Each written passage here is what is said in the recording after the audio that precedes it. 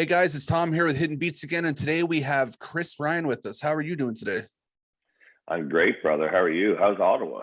It's not bad today actually. It rained a little last night. It's been decent weather, so can't go wrong.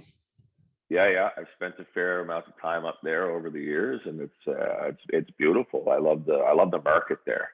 Hmm. So it's like such great food, such great booze, Yep, great that's bars, for sure. great bars. So Uh, for those new to you, do you want to give a little kind of intro about your music and kind of who you are as an artist? yeah, sure thing. So I'm a Canadian country artist based in St. John's, Newfoundland. Um, I'm also a sideman for a couple different artists. I actually worked with an Ottawa artist about 5, 6 years ago. I am in 2018. I was named to the top of the country competition, so the Sirius XM Canadian Country Music Association. I was the top 9, so I was a semi-finalist in there. And other than that, I just like I like to write music that's kind of a portrayal of me, if you will, and everything is kind of close to the heart, if you will, and the shows are fun because I like to try and be funny and make sure everybody has a good time. And other than that, that's me in a nutshell. I mean, hey, music has to be fun, so Yeah, mhm. we So don't do it for the money.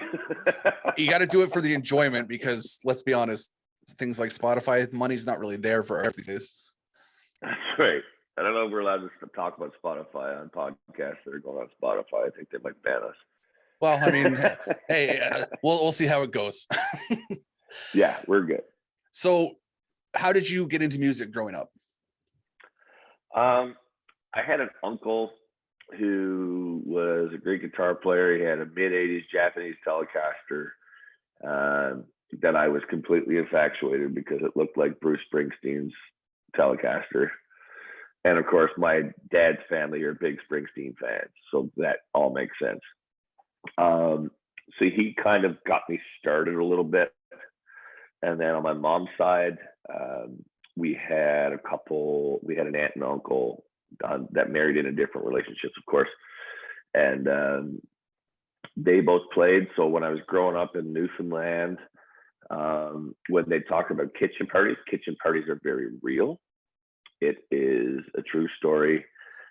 People will gather and congregate in the kitchen with accordions, guitars, fiddles, whatever the case may be, and they'll have their pops and they'll have their songs, and that's just kind of like the way it was. And I was always infatuated with that, like the notion of just being, having that attention and be able to command a room. And as soon as you start playing, like the rest of the room just shuts their mouths and they're completely infatuated with what's going on with the music.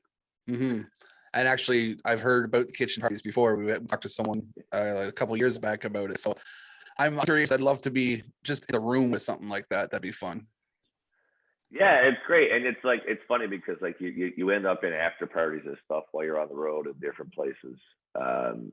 And that kind of just naturally happens. It's just like you put a bunch of musicians, especially East Coast musicians, you put a bunch of musicians in a room, and then it's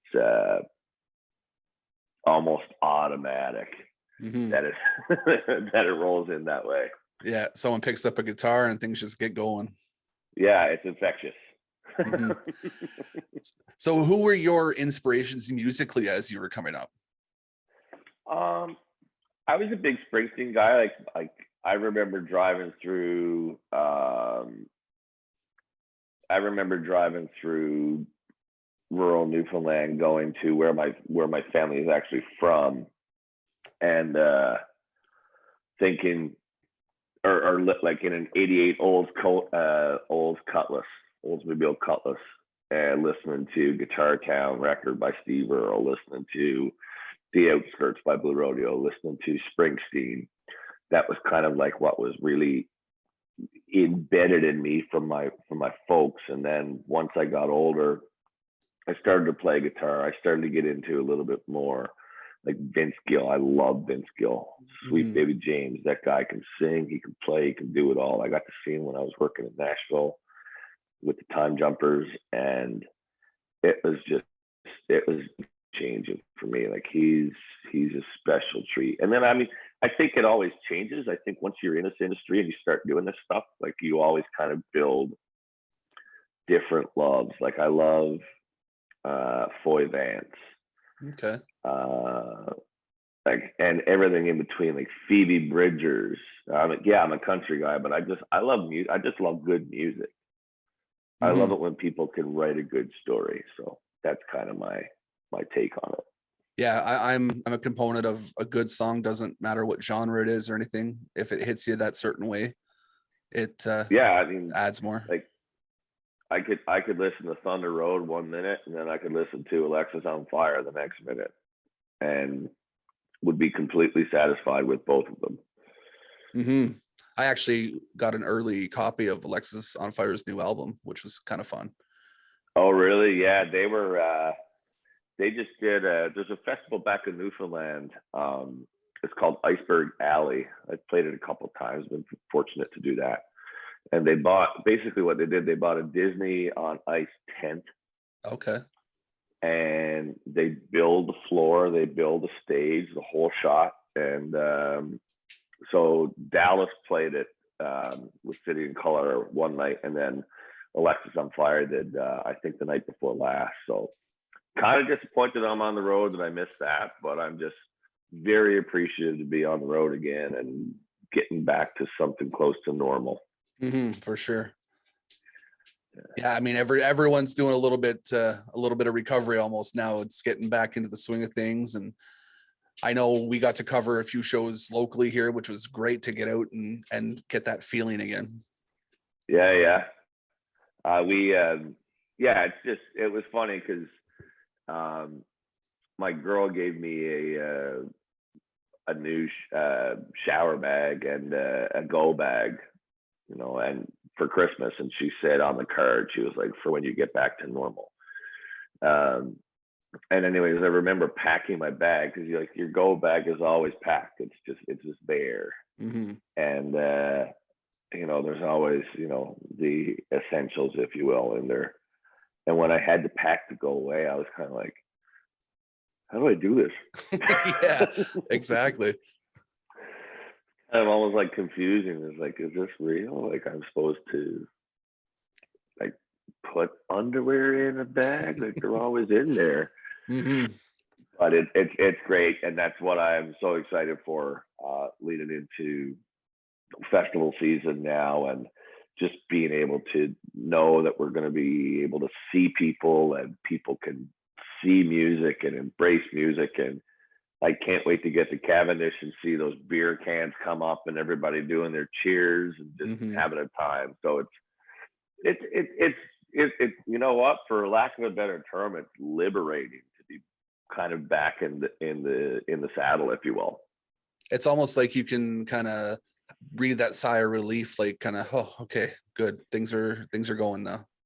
100%. And you know what? I think that a lot of people have been holding their breath so that they could breathe that sigh of relief for just over 2 years. I mean, goodness, like let's just get back.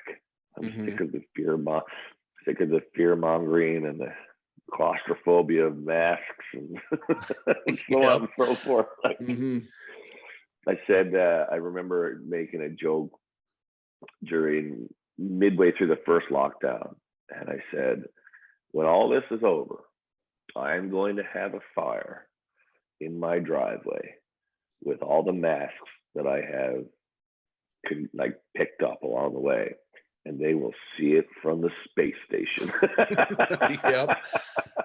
Yep. I'm lucky I don't have to leave the house as much because I work from home, so I didn't have to do a whole lot of masks and things like that, which was good. Yeah, that's great. Is it still, are you guys opened up yet up there, or is it still kind of? Yeah, we're fully no mandates or anything anymore, and they just released all the travel mandates. I think it was last week. Yeah, So all because of another podcast I hear. yeah, the way they do things is, who knows, but at least it's done now. Well, that's just it. I'm the type of person is that like I don't really care how it gets done. Let's just get it done. Hmm. I don't break laws. Don't get me wrong. I wasn't saying that, but let's just get through this. And I think I'm hoping to God that we are now through this. So Well, you never know with the monkeypox that's out now.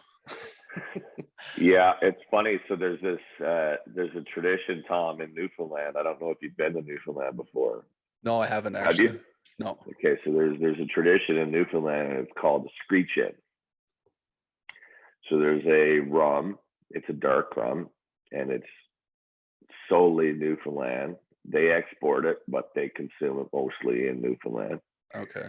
And there's a ceremony. You had to kiss a fish. You had to say a silly saying. You had to, learn how to talk like a Newfoundlander and speak like a Newfoundlander, eat like a Newfoundlander, drink like a Newfoundlander.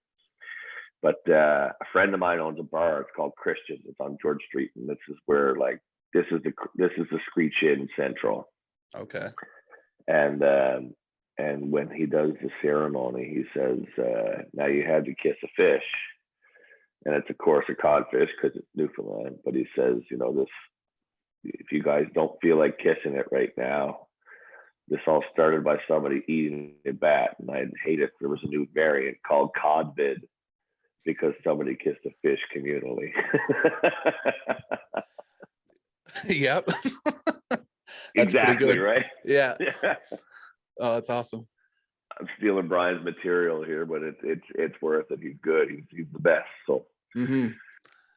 So what would you say the scene is back at home now with kind of everything lightening up? Is there a lot more stuff going on? Pubs opening, local music? Yeah. So everything is open back home. One of the like if you could take a light or a smile note from COVID is that for us independent musicians, and I guess all musicians did it, signed or not signed, but mostly the independent musicians. There was a lot of the Facebook shows and the live streams or whatever that you did from, at home, and people would watch, and then you'd have your virtual tip jar.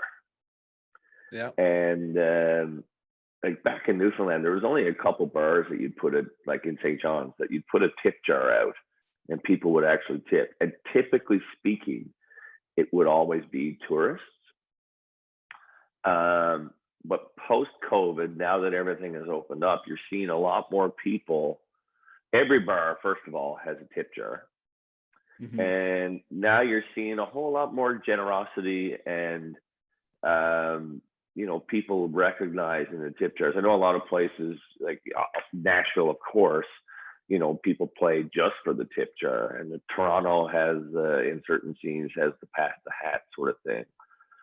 But now you're seeing, if you can take one good thing about it in the music industry, I think you're finding people are far more appreciative of what musicians put forth. And when you take away the opportunity to go see live music and to, experience that and go out and have a cocktail, have a plate of nachos and sit down and watch some live music, I think that people post-COVID, if you will, I did that intentionally. Yeah. I think that people are far more appreciative of what they had because they truly missed it during the lockdowns. Mm-hmm.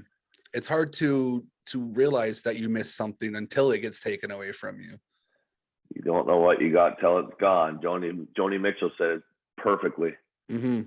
I know here we have a lot of so I help book smaller local shows with one of my partners, and we've seen a lot of that type of stuff in the smaller spots where tip jars are coming out. People are just a lot more excited and grateful to be there, and just generally loving the fact that they can get out again.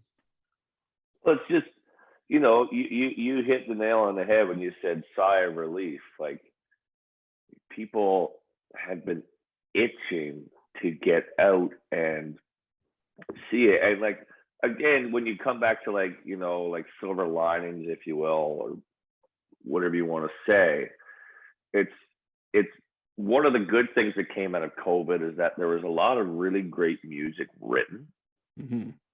because people had nothing else to do. You know, when you've watched every single thing on Netflix, Yeah. you have to look for something, right? So I think that that's also a really special thing, is that, you know, there was a lot of art created during, you know, jail time, if you will. Mm-hmm. So not only are people getting out and they're seeing music, but they're seeing new music. Yeah, and there's That's, so much more out there now. yeah, 100%. I mean, you know, like, not everybody has to write about being locked down in the pandemic. I know a lot of people have, but it's just a matter of, it lends people the opportunity that, like, you're kind of forced to write. And I think that we're going to see a lot of great new material from a lot of artists coming forth in the next, you know, like 6 months or so, because people just have so much material backed up and their catalogs are completely bolstered, if you will. Mm-hmm. And it's almost going to be like a whole new wave. Even artists that you liked before, it's all new stuff that they're going to probably have. So it's everything's brand new and fun and interesting and just better. Yeah, well, I mean, like, it's funny because that's like, as a writer, you know, you go through a song, right? And then you just kind of, like, sometimes it'll just get left there, but other times you'll go back and you'll kind of polish and you'll, you know, change this word or change this syllable or whatever the case may be. And then when you have nowhere to go and you're locked up and you can't go, like, you can't do anything, then a lot of times you'll end up polishing it perfectly. And I think that that's one of the reasons that we're going to see a lot of great music, Mm-hmm. like I said, in the next 6 months or so, because there's just going to be so much that's been done. Nowadays, so many people have home studios as well. So, like, your demo tapes and stuff like that before you go into the full studio, everything is there. So I think that music listeners are in for a treat with a lot of their favorite artists. Yeah, 100%. I agree. One of the things I always find interesting is learning about, like, your process when it comes to writing and creating music. So Yeah. what's your process like? I kind of go back and forth on a couple of different things. So, like, if I'm picking around and I find a great melody, I'll record it, or a great chord progression, I'll record it. But then again, I'll also kind of, like, if I think of a line, I'll just kind of, like, voice note it or notepad it or whatever the case may be, just to put it there. And I know a lot of people have the kind of method of, like, strictly music, or strictly get, like, melody and chords and then go into lyrics, or some people have, like, lyrics and they strictly put them in, and that's fine. I mean, like, it's great. Everybody, whatever works for everybody, as long as you're making great music. I don't care where the heck it comes from. Mm-hmm. But for me, it's just kind of like, it's the amalgamation of it all. Like, whatever comes first, I don't care. Yeah. I just want to be able to create something that, A, I'm proud of, and B, people embrace. Yeah. And that's the best way to tell a story, really. Well, I mean, you know, like, for me, when it comes to writing music, it's about honesty, and it's about, you know, like, I think my writing, all of it has a little bit kind of like from the heart, if you will, but in the same breath, just have a great story.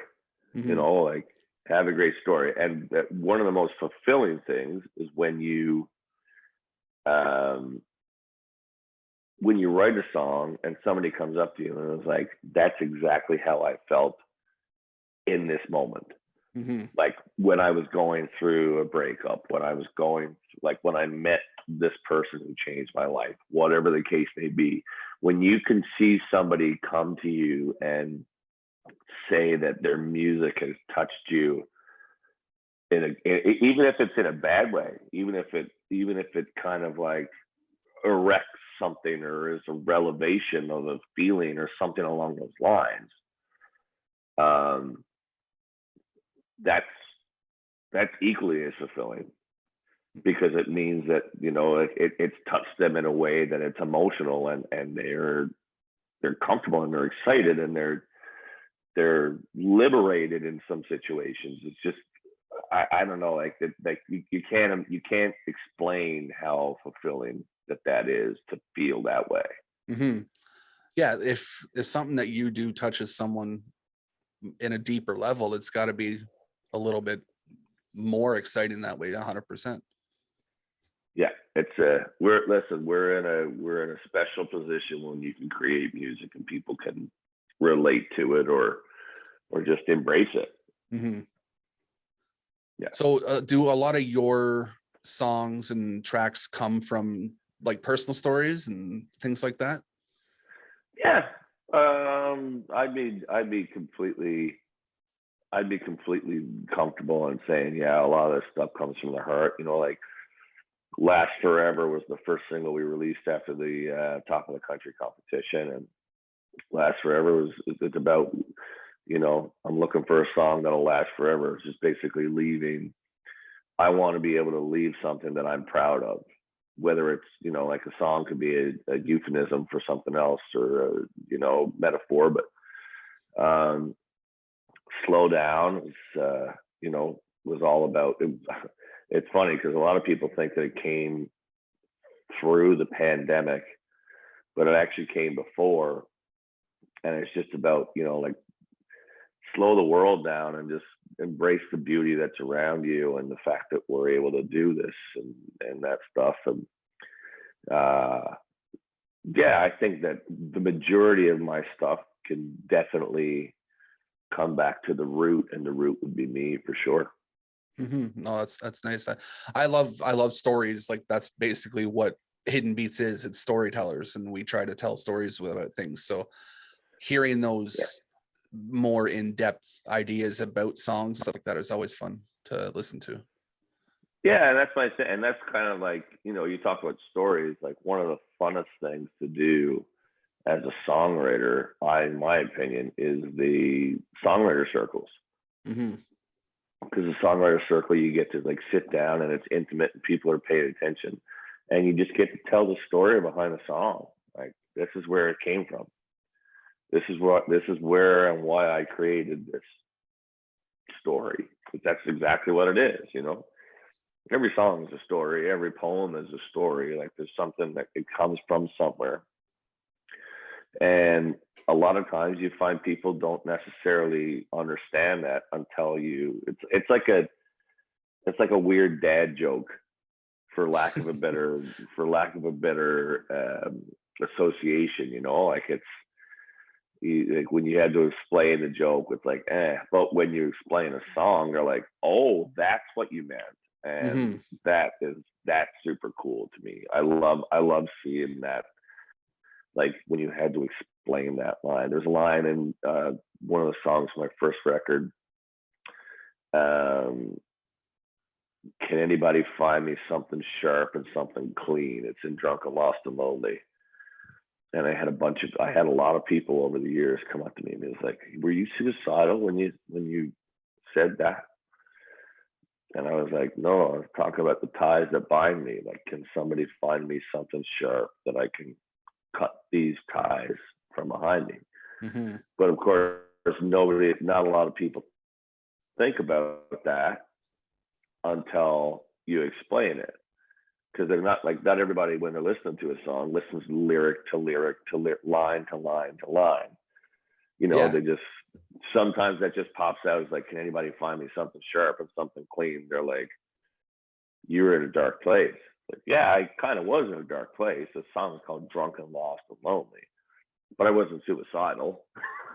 I mean, it could have been something like look at me, I'm a professional fat man. So something sharp and clean could be, I want to cut off this piece of steak. And I like that. Mhm. I might use that actually. Hey, that's one of my go-tos. I've been a big boy my whole life, and I just embrace it. Yeah, no, it's I love the way as an artist that you with that, like I said before, and I don't want to sound like I'm beating a dead horse, but I just love when, you know, stuff touches people. And Mhm. you can see the embrace that they have. You know, I think that that's very special, and that's kind of one of the best things about doing what we do. Yeah. Are you the type of guy who likes to do like singles, or do you like to have a whole album tell a story? I know there's kind of a real mix with things going on right now after COVID with the idea of releasing singles versus albums. Well, that was the hardest thing with COVID, right? Like I've been releasing singles now since 2019, and the reason I've been releasing singles is because at the end of the day, uh, you know, monetarily, one of the big things for us as touring artists is selling merch, selling records, selling albums, selling shirts, whatever the case may be. We haven't had that opportunity in 2.5 years. So to put out a full record is almost like for an independent artist, it's almost like you're disservicing yourself because you're spending so much on getting it done. You're spending thousands upon thousands of dollars on producing and studio time and production and printing records, and you don't get the opportunity to print or to sell them while you're touring. So that's been my mindset lately. But I will, of all the singles that I have and some of the, you know, like the back catalog stuff that I have in the back pocket, I will be releasing a record within the next 8 months to a year, with all those singles and some new material as well. Nice. Looking forward to it for sure. Yeah. So We'll get great. I'll mail you one, I promise. Okay. That works for me. One of the reasons we're here to talk today mainly is about your upcoming stint at Cavendish. How excited are you for that? I can't wait to get back there. I mean, I played there as a side band for Quentin Reddy in 2016. They do it so right up there. It doesn't matter if you are the last night's headliner or if you are playing the side stage. They treat everybody completely equally, and they treat you like a king or a queen. And it's so amazing. Like the thing I love about country music festivals is that they're all there to have fun. Mm-hmm. You know, like everybody's partying and everybody is, you know, having their fun. They're putting on their straw cowboy hats and they're a cowboy for a day. But I've never been to a country music festival where somebody goes to cause trouble, if that makes any sense. Like you go to certain genres and people like that. Don't get me wrong. I never shied away from a mosh pit my entire life when I was younger. Mm-hmm. And but you know, there's like with country music festivals, there's nothing malicious. Everybody's just having a good time and they just want to be there for the music. And it doesn't matter if you're Luke Combs or if you're, you know, like Joe Blow, who's just playing the side stage. They're the whole crowd is there to embrace the music. They're there to have a good time and they're there to enjoy themselves. And to me, that's kind of one of the most genuine parts of country music, is that everybody who listens to it is there to have a good time. Mm-hmm. Country music itself breeds like a very dedicated community that's there to love the music no matter what. one of the greatest comparisons when you talk about like genre to genre is country music and blues, because at the end of the day, the music that you're playing, whether it's a country song or a blues song, it's genuine, and that's why people love it. Because like, if you're in a dark spot and you're listening to an Otis Redding song or a Robin Ford song, or like, there's a reason that this music resonates with people, is because people can associate with it. People have felt that exact same way. People understand, and it's like, okay, I had somebody come up to me one night, I want to say in an auditorium in it was rural Ontario. I think it was maybe, not rural, but I think it was like Kitchener or something. And somebody came up to me and was like, "You just told my story." And I was like, "What?" And I played Last Forever. I remember it vividly, because it was kind of like one of those ones that just kind of like hits you. And it was like, you just told my story. I've been struggling for so long to try and find a way to leave a legacy. And you, like, that is the synopsis of it, And I was like, of course, at first you always have a face on, right? To be completely honest, like, you're not that it's disgenuine or anything like that, but like, you're always kind of like, "Oh, it's great to meet you," and nice to say, like, "Oh, thank you so much," and you're always cordial. And I remember walking away and walking back to my dressing room, and I was like, "Wow, like, that's the moment, that we just talked about a minute ago. Like, that's the moment where you're like, okay, if I made no money on this gig, I am like personally and mentally fulfilled." Yeah. Yeah. And sometimes those moments take a minute to sink in too. So not realizing that at first, and you kind of go, "Wait a minute, wow, okay." Yeah, I mean, and then there's moments like, you get on the bus, you get in the van, you get in the car or whatever, and you're kind of like reversing and thinking about it, and then all of a sudden you're like, "Holy frig!" Like, that's powerful. When you relive it, it's when you go back and you think about it again, it's like, wow, that that really worked. Yeah. And that's just got to be something you're probably looking for all the time. Every time that happens, it's like, "Oh, perfect." Yeah. If it happened every time, then I'd be really fulfilled, but I wouldn't even have to go to church. But There you go. So I have a couple questions I like to ask everybody. It gives a little bit more insight about who you are as a person, and fun thinking questions. So first one on my list is, what is something on your go-to playlist that people wouldn't expect you like to listen to?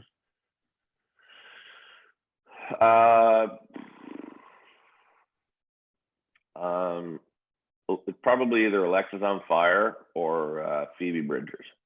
Okay.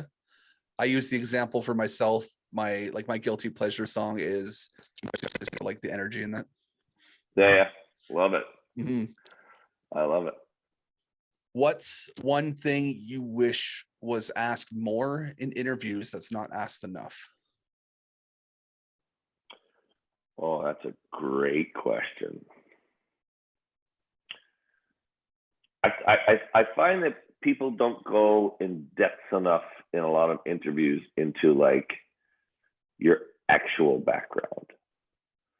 And then, like, not to be intrusive, because I that's the one thing about what we do for a living that I hate, but I think that you can really get to know a lot more about your favorite artist if they go through like the backstory. Like, what did mom and dad do? Like, what did mom and dad do? What was like the platform that you kind of grew up in? Like, are you a silver spoon kid? Are you, like, not to go cliche, like, are you dirt poor or whatever the case may be? I find that like interviewers, and like, I don't mean this in an ill way to any interviewer that I've ever been with, but I find like people shy away from that stuff, and it takes it takes a little bit into the career for somebody to be honest. You know, like Springsteen's telling his whole story right now, or was telling his whole story on Broadway, but he told that story, and it wasn't just through. He did his best to do it through his music, but you know, like, why didn't in 1972 I knew that his mother was, you know, a lawyer's clerk, Mm-hmm. and his dad was a county man or a curl man. I kind of, I don't know. I find very much intrigue in like, if I have a conversation with somebody that I just meet, I love to say, I guess it's the Newfoundlander in me, because we always do that. But it's like, where are you from? Who are your parents? What they do? Mm-hmm. Right? They always say the joke, the same thing, and that's great. We'll go back to the screed ship, but they say in Newfoundland, it's like years upon years ago, the rich kid in Newfoundland would have bologna on his steak or on his sandwich, and the poor kid would have lobster, because of course that's all we did was cook like fish lobster. Mm-hmm. And then the joke is that kid never woke up on Christmas morning without a hard on. He'd have nothing to play with. Yep. But like that old school stuff, I think that's one of the things that I love. Yeah, and there's a place for cookie cutter questions, but there's always nice to have more detailed questions about someone. Yeah, and I mean, like, some people call it intrusive, but at the same time, what we do for a living is out there, and it affects people. So if people relate to it and they feel comfortable by it because of something that we have created, then I don't think that there obviously are lines, but I still like the notion of letting people know exactly where it came from, exactly who I am, and exactly when to fly to, you know. Mm-hmm. No, for sure. So another question I have, this is my last one, or last kind of piece of them. What is a piece of advice that you were given when you were coming up in music that's kind of really held tight to you? I have my mother passed away in 2017, and a couple years before, she gave me a guitar strap that I have a song on my first record called Lucky Heart, and she gave me that strap, and it's all like, it's kind of, I don't use it in public, but it's all cards. So it's like, you know, the ace of spades, like whatever, Mm-hmm. all those things. And that's kind of one of those things. I have a few pieces that my mother gave me that I would never, ever part with. And when she gave me that strap, since she's passed, it doesn't see the light of day. It's kind of tucked away, and there'll never be strap locks. I can't imagine ever putting it over my shoulder, Mm-hmm. just because I want to keep it and never lose it, you know? Yeah. Oh, But that's that's pretty deep. that's one of the ones. What is something that you would give advice wise to someone coming up in the industry now with stuff that you've learned?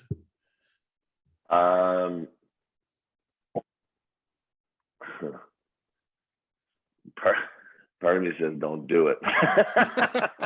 I've heard it before, actually. You're not the only one. But no, like, this industry can be the best industry in the world. It can be the worst industry in the world. You need to wait for and hope for the right person to see you. You also need to be prepared and comfortable and create a crocodile skin to hear the word no. But you also need to realize that